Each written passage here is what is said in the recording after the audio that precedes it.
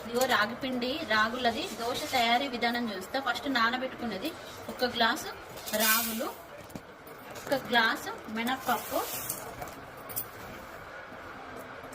చిటికెడన్ని మెంతులు, 1/2 కప్పు శనగపప్పు, 2 స్పూన్లు అన్ని రైస్, 2 స్పూన్లు వేయాలి. 2 స్పూన్లు అయితే కొంచెం క్రిస్పీగా ఉండేటట్టు. వీటిని కూడా నానబెట్టుకుందాం. ఒక 2 గంటల పాటు నానబెట్టుకుందాం. మంచిగా ఇవి కడుగుదాం 2 సార్లు. కడిగి నానబెట్టుకుందాం. కడిగి ఒకసారి వాటర్ తీసేద్దాం. 2 సార్లు కడిగి నానబెట్టేసుకుందాం. వాటర్ వేసి 2 గంటల నుండి 3 గంటల సేపు నానబెట్టి పక్కకు పెట్టేసుకుందాం. చూద్దాం మంచిగా నానిపోయినాయి చూడండి. దీన్ని మిక్సీ పట్టుకుందాం. మంచిగా ఎంత 4 గంటల సేపు నానినాయి ఇవి.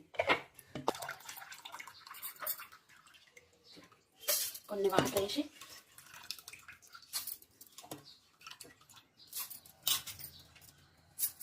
మిక్సీ పడదాం.